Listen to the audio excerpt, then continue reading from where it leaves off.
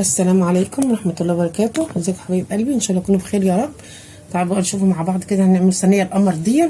شوفوا الجمال، حلوة قوي ازاي واقتصادية وجميلة، احسن ما تشتريها بقى من بره والحاجة بقت غالية قوي. تعالوا كده نقطعها كده مع بعض. شوفوا يا جماعة، شوفوا الجمال، شوفوا الرسمة بتاعتها تحفة. شوفوا يا جماعة، خدنا بقى قطعة، شوفوا بقى الجمال تحفة، قمر قمر قمر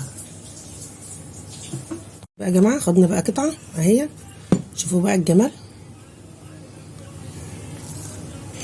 شوفوا. اتفضلي بقى معانا، تحفه. بصي الكيزه بتاعتها طريه ازاي وجميله، تحفه قوي. دوقوا كده له، دوقوا كده، دوق معتز ابني مكسور، تحفه، روعه. بصوا يا جماعه، نحط بقى السوائل الاول كده، عدد 2 بيضه، 2 اهو، 2 بسطرمه، وهنا رشه الفانيليا، وهنا معلقه خل صغيره، وهنا كوبايه حليب رايب، 3/4 كوبايه حليب رايب. ما عندكش حليب رايب ممكن تحطي نص زبديه على نص كوبايه، يعني ربع كوبايه لبن. لو ما عندكش حليب رايب ممكن تحطي الاتنين على بعض. وهنا الزيت معانا بقى، الزيت اهو، نص كوبايه زيت،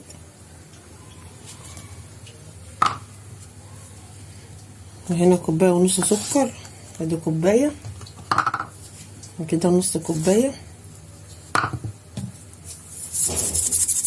وكده رشه الملح. بصي طريقه الكيكه دي سهله وجميله، ومن غير اي خلاط ولا مضرب بيض ولا اي حاجه. انا بحب اعملها كده على طول، وتبقى عامله زي الكيكه بتاعت النايت كده، طريه وجميله، زبادي بتبقى جميله ما شاء الله عليها.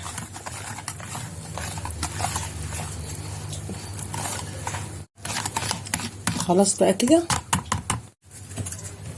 هنجيب كده كوبايه ونص دقيق، ادي كوبايه، وكده نص كوبايه دقيق اهي، و3/4 كاكاو، ماشي. معانا بقى كيس بيكنج باودر،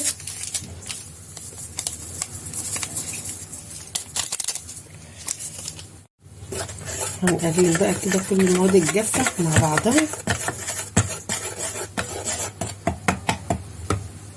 وننزل بقى بالسوائل كلها،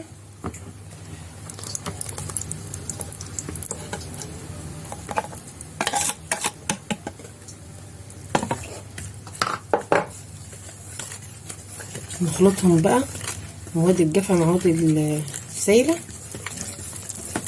اهي. بصي هتحسي ان هي بقى العجينه بتاعت الكيكه تقلت بقى خالص بقى منك خالص اهي. كل ما تقلبي فيها هتلاقي بس تضربي بقى في اتجاه واحد عشان ما تطلعش بقى الهواء بتاع الكيكه. بصي بقت تقيله بقى ازاي خالص كده. هنجيب 3/4 كوب ميه بس مغليه مش سخنه، مغليه اهي في الكنكه اهي، ماشي.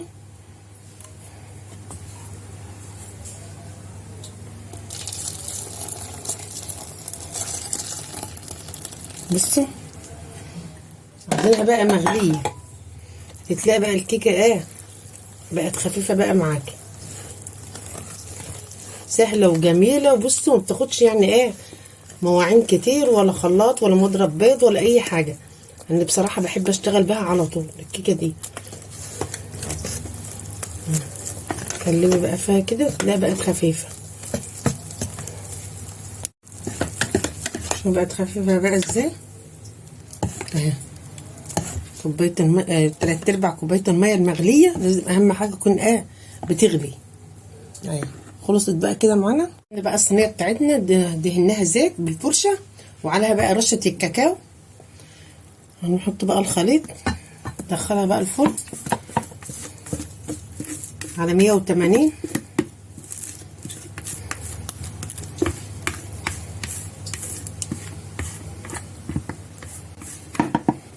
هتقولي بقى لسه في دقيق في الطبق من تحت، ما تقلبتش حلو اهي.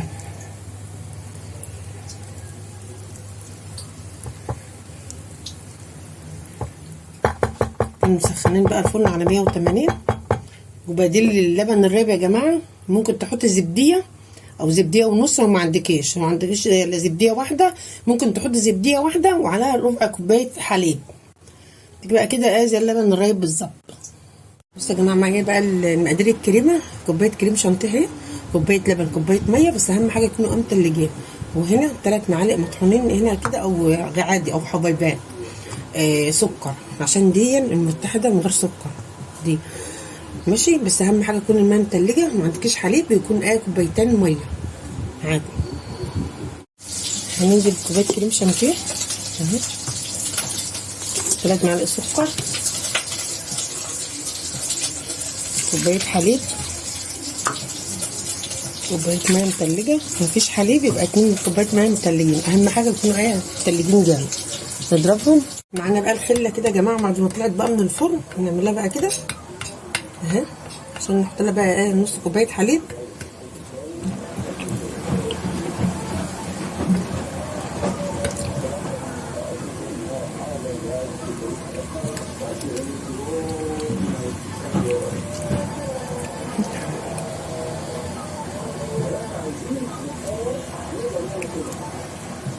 تشرب الوقت الحليب بقى ده كله. بصوا يا جماعه ضربنا بقى الكريمه، شوفوا تقيله بقى ازاي ما شاء الله، تحفه. معلش التليفون ما كانش شغال. هنحط بقى الكريمه بقى كده، نوزعها ونسويها. طب انتوا شايفين بقى الكيكه ما خدتش معانا بقى حاجه ولا مواعين ولا اي حاجه ما شاء الله. هي دوب بس دي دوبك بطين 2 وخلاص على كده. يعني الطريقه دي سهله، ولا خلاط ولا مضرب بيض ولا اي حاجه. هنسويها بقى كده كلها. معانا بقى صوص الشوكولاته اللي احنا هنعمله يا جماعه في الخلاط. هنا نص كوبايه زيت، كوبايه حليب متلجه، وهنا نص كوبايه كاكاو من الغالي اللي هو الاسباني، ده النوع الحلو ده عشان يديكي طعم حلو كده في الشوكولاته. ودون كوبايه سكر، هو مطحونه بس ما بيقعد بيكتل كده مش مشكله، يعني ما يعملش حاجه. وهنا معلقه صغيره بس رشه فانيليا، وهنا رشه الملح تظبط الطعم. يبقى عرفتوا بقى هنا نص كوبايه زيت، كوبايه حليب، نص كوبايه كاكاو، كوبايه سكر، رشه ملح، معلقه بس صغننه فانيليا. يبقى معانا كده بشبشق الخلاط كوبايه الحليب، كوبايه السكر اهي،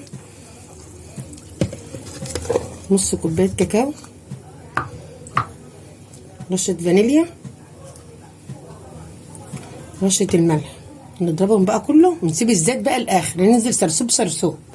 هنشغل بقى الخلاط. ضربناه بقى في الخلاط وهو شغال، الخلاط شغال، هننزل كده وهو شغال سرسوب سرسوب كده، شويه بشويه، خط رفيع كده على طول وهو شغال. بس عشان صوت الخلاط مش عاوزه اعمله معاكم على الفيديو كده. تشيل الغطا بقى اللي هنا وتنزليه بقى من هنا كده سرسوب سرسوب رفيع خالص وهو شغال. خلي بالك هو شغال، هتلاقيه يتقل بقى معاكي وصوت الخلاط هيتغير، مش مشكله، خليكي برضو شغاله. شوفوا يا جماعه، بصوا بعد ما خلصنا بقى نص كوبايه الزيت سرسوب سرسوب صوص الشوكولاته اللي احنا عملناه، نوزعه بقى كده. شوفوا بقى الجمال تقيل ازاي.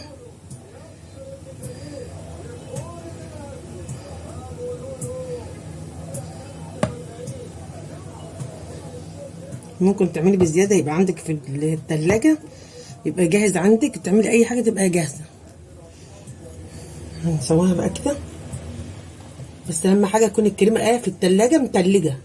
دخلت الصينيه تكون الكريمه تلجت بقى معاك عشان تعملش على بعضها. خلاص بقى كده يا جماعه، هنعمل بقى خطوط كده نزينها.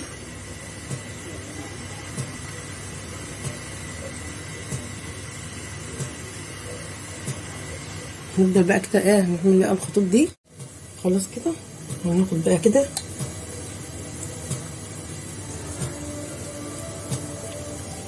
كل اتجاه بقى عكس بعضه. نفضل كده بقى ماشيين كده على طول. ناخد بقى كده العكس كده ماشي.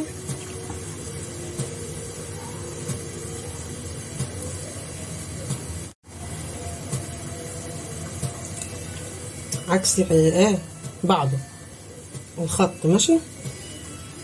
شوفوا بقى الجمال. بصي تقومي تعمليها لعيالك ما شاء الله ما بتاخدش حاجه والله. بصي هتفرحهم وجميله جميله جميله. بصوا يا جماعه شوفوا شكلها تحفه بصراحه. جميله جميله جميله اهي واقتصاديه وحلوه على قد الايد. اعملها بقى بالطريقه دي. عشان بقى في اللايك والشير والاشتراك في القناه. مع الف هنا مع ام معتز. شوفوا يا جماعه بصوا بعد ما خلصنا بقى نص كوبايه الزيت سرسوب